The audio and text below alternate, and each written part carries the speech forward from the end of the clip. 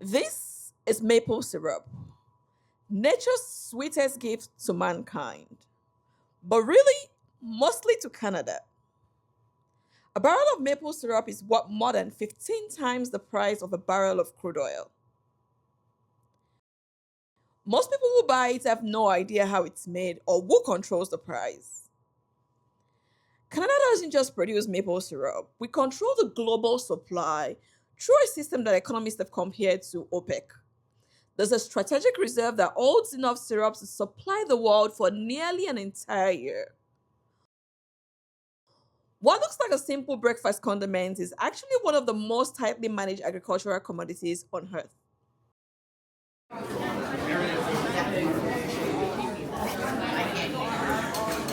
Every spring, communities across Quebec and Ontario mark the end of winter with a sugaring off festival. This year, I visited Elliott Tree Farm Maple Syrup Experience and the Spring Tonic Maple Syrup Festival, both in Ontario.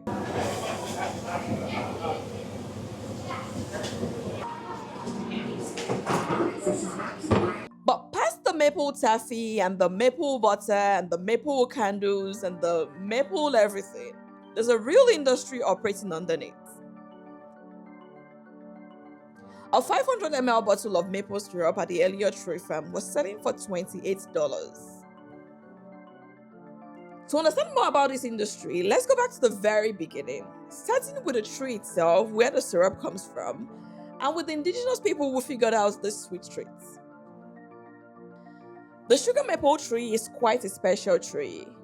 In summer, it produces food for itself through photosynthesis, as do every other plant. But in autumn, that excess energy moves through the sapwood into the base of the tree and the root system, where it spends the entire winter stored as starch, frozen right there in the ground. Then, when the temperatures begin to shift in late winter and early spring, where nights are below freezing, but during the day it's warmer, that starch converts to sugar and rises back up through the tree, and that becomes the sap. How is it made? Well, during the winter, all of the sap, when it gets cold, goes dormant into the roots down in the tree. We never know when maple season is going to start. However, when temperatures go above zero during the day and below zero at night, it creates a pressure inside the tree which starts to pull the sap up the tree. As that happens, we come along and drill a 2-inch hole in the side of the tree, pop a spigot in it, and it starts to come out one drop at a time. Maple season traditionally lasts about 5 weeks, and generally between the middle of November till the middle of April. It started late this year, and this will probably be our final week of production. The Anishinaabe, the Wabanaki, the Mi'kmaq, and other indigenous nations were the first to understand this. They had been harvesting maple sap and then converting it to maple sugar long before the European settlers arrived. They would drill a hole into the bark of trees, insert a piece of wood to serve as a spout, collect sap in containers, and then process it by boiling with heated stones. And now we rotate. Yeah. And then with the bug. And that's how maple syrup comes out. Perfect. After the European settlers arrived in the early 1600s, many of whom did not survive their first or second Canadian winter, they adopted and scaled this practice through the 17th, 18th, and the 19th centuries. Sugar maple trees are actually native only to northeastern North America, which means that all the world's real maple syrup comes from this part of the planet, and almost 80% of it comes from Canada. You can tap different maple trees or even birch trees or walnut trees, but in order to get that sweet flavor, you want the sugar maple tree, which has that sugar content in its sap. Sugar maple trees are in a very specific part of the world, from Ontario eastward to Nova Scotia and along the northeastern seaboard of the United States and as far down as Ohio. That is it. They've tried to transplant these trees all over the world. They just won't grow. They need those harsh winters, the elevation, and the soil composition. Modern maple syrup production looks very different from the birchbark containers of the 17th century. The maple trees are usually at least 30 to 40 years old before they are tapped, and a healthy, well-maintained sugar maple tree can produce sap every year for over a century without any harm to the tree. To collect the sap from the tree, a tap, which is typically called a spile, is drilled into the sap wood to release the sap. In traditional operations, the sap would drip into hanging buckets and then will be collected by hand daily. But now, with more technological advancements, most modern commercial operations now use plastic tubing that runs straight to tree and carries sap, which is then directed to a collection tank.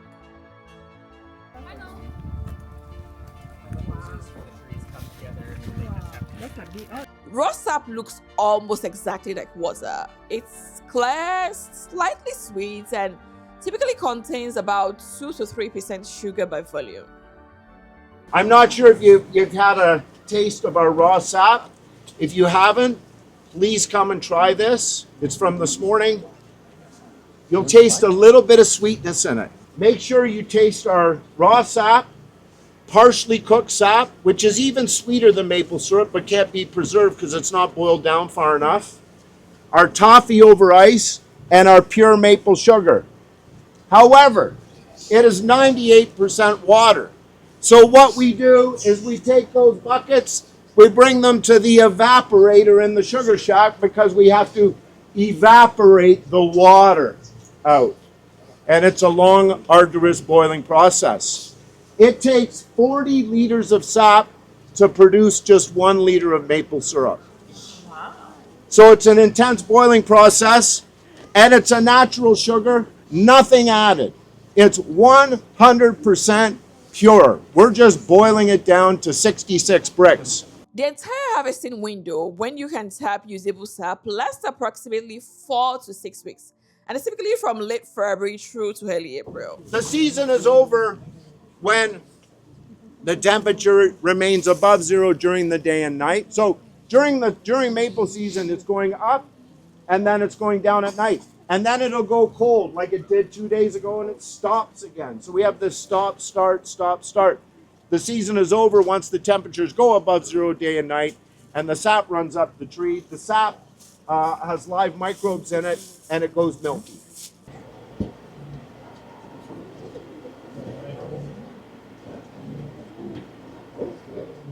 This here is the more modern process. This evaporator is the heart of most maple syrup operation.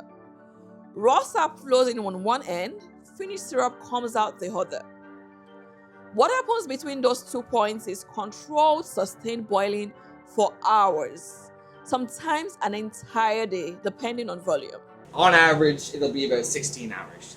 Wow. Yeah. So for like the rest of the day? Yeah, so this stuff in here is about halfway. This stuff, yeah, will be cooking till probably after I leave. Oh, so it cooks from here over to the side? Yeah, once it gets to, so I just show them. It's about there. Once the water evaporates to about there, yeah, then it's ready for here. The first pan is designed for fast, aggressive evaporation of the sap. The second is where caramelization happens and where the sap becomes syrup. Very old trees.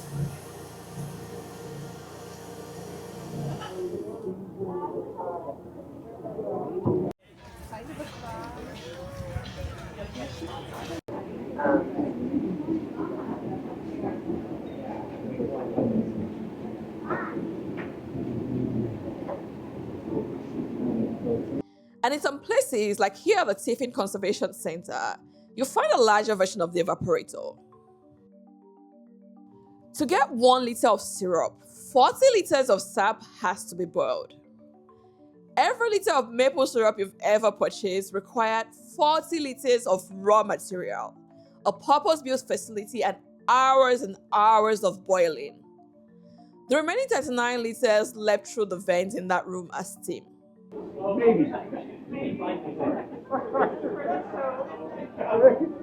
Some more modern operations are able to use reverse osmosis before the evaporator. So that way, they can remove about 50 to 70% of the water from the sap before it's boiled. The finished syrup is then drawn off when it reaches 4.5 degrees Celsius above the boiling point of water, which itself can vary with altitude and atmospheric pressure, so it would be quite different across locations. The resulting product is graded by color and flavor. The golden with a delicate taste, amber with a rich taste, dark with a robust taste, and very dark with a strong taste. Early season sap, when the temperatures are still cold and the sugar content is at its highest, produces the lighter syrup, the golden. And then as the season progresses and temperatures rise, the syrup darkens and the flavor intensifies. At the beginning of the season, the tree blesses us with golden, which has a light taste. The middle of the season, it provides us with an amber, which has a rich taste. And the end of the season, right now, it provides us with a dark maple syrup, which has a robust taste. We do nothing different to the process. The tree just naturally delivers us sap that produces these different colors. By Canadian law, maple syrup must be 100% pure maple sap at a density of 66 degrees Brix. No additives, no corn syrup, no artificial flavoring. What's in the bottle is exactly what came out of the tree. Just boiled. Honestly, this is the most purely organic food you can get these days.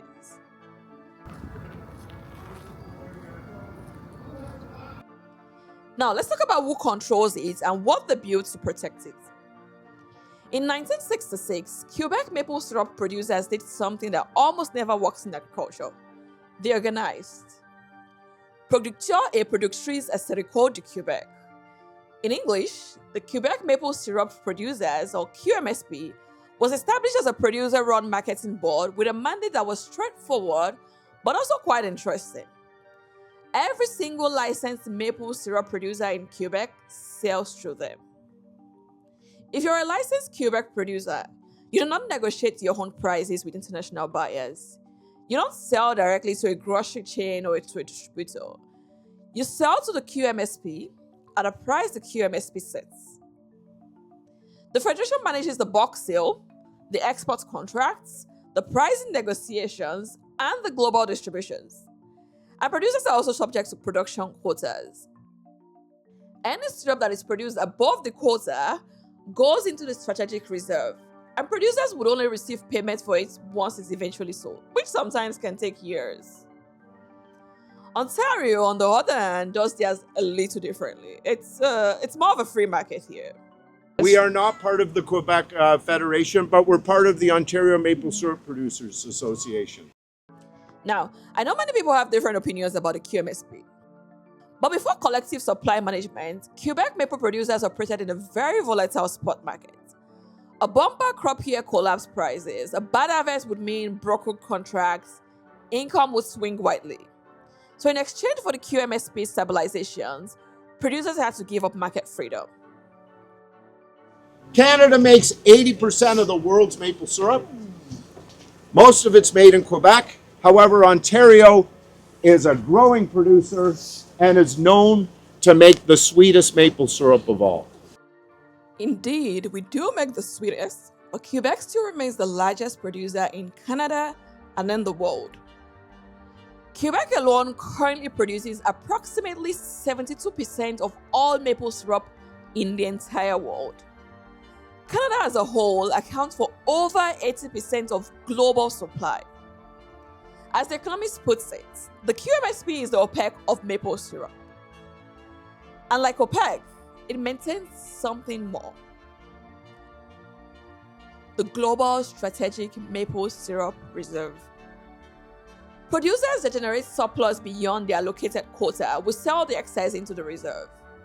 The QMSP would hold it in climate-controlled storage and then release inventory during shortage years to maintain supply commitments to buyers around the world.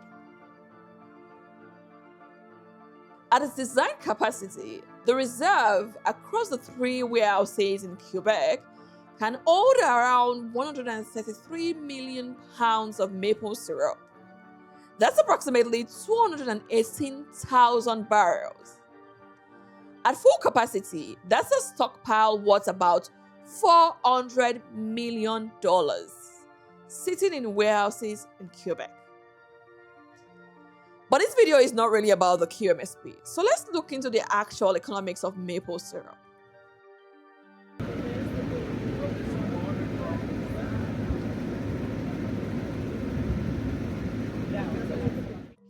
Contrary to Jessie J's price tag song, it really is all about the money, money, money. So what does all this tree tapping mean in dollars? The QMSP estimates that Quebec's maple industry contributes $1.1 billion to Canada's GDP.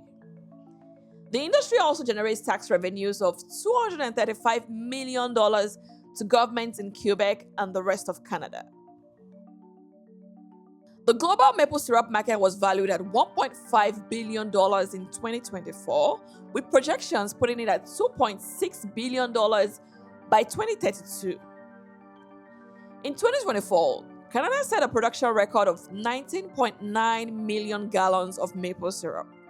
And in 2025, Quebec alone recorded its highest ever harvest, 225 million pounds, an average yield of 4.04 pounds per tap. On the export side, in 2024, Canada exported 155.7 million pounds of maple syrup, worth more than $715 million. Within Canada, the industry supports the equivalent of 12,600 full-time jobs in Quebec alone, in farming, processing, equipment manufacturing, logistics, the likes. Ontario's maple syrup sector added over 1,000 jobs in 2022. In rural communities where the maple industry is the primary employer, these are not supplementary positions, they are the economic base. So nice and sunny. I know, right? And then there's what the numbers don't fully capture, the tourism layer. Sugaring off festivals draw hundreds of thousands of visitors across Quebec and Ontario, and even outside of the country every spring. Anybody visiting us from out of the country? Where are you from? Where are we from? Australia. Australia. Well, it's great to have you here. Where are you guys from? Mexico. Bienvenido. Anybody else? Oh, my mom is from Hong Kong. Hong Kong. Great to have you here. The Cabana Souk, the Sugar Shack experience, where you eat a traditional meal, watch the evaporator run, and buy directly from the producer, is a meaningful piece of rural tourism revenue. A product harvested for 6 weeks a year sustains a tourism season, a global export industry, a rural employment base, and a strategic reserve simultaneously. That's remarkable ROI on a tree. But none of this is guaranteed. The most significant long-term threat to Canada's maple syrup dominance is one that no federation policy can fully manage, and that's climate change.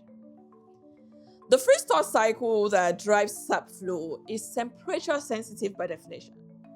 Nights have to be below zero, days have to be above zero for 4 to 6 weeks, and that window is moving. Research from Quebec, Vermont, and Ontario has documented the sap season starting 2 to 3 weeks earlier than historical norms in some regions. Warmer winter means less predictable harvest timing. More extreme weather events like ice storms, late frost can damage trees and disrupt production. Climate change would not eliminate maple syrup production, but it does threaten the reliability and geographic concentration, especially one that gave Quebec its structural advantage in the first place. There are also structural tensions within the system itself. Critics argue that QMSP's focus on price stabilization has come at the cost of innovation. Ontario and New Brunswick producers operate outside of Quebec's quota system, and they've been able to develop products like maple vinegar, maple ice wine, and maple-infused specialty foods. The regulatory structure in Quebec, which prioritizes supply control over product development, has been much more slower to accommodate that kind of experimentation. and the reserve in itself has become a pressure point. Production is currently outpacing what the Federation can sell. The reserve has swollen to nearly a full year's worth of sales. That forces a very difficult choice: to cut producers' quotas, which would hurt farm income, or to allow prices to ease downward, which defeats the entire purpose of supply management.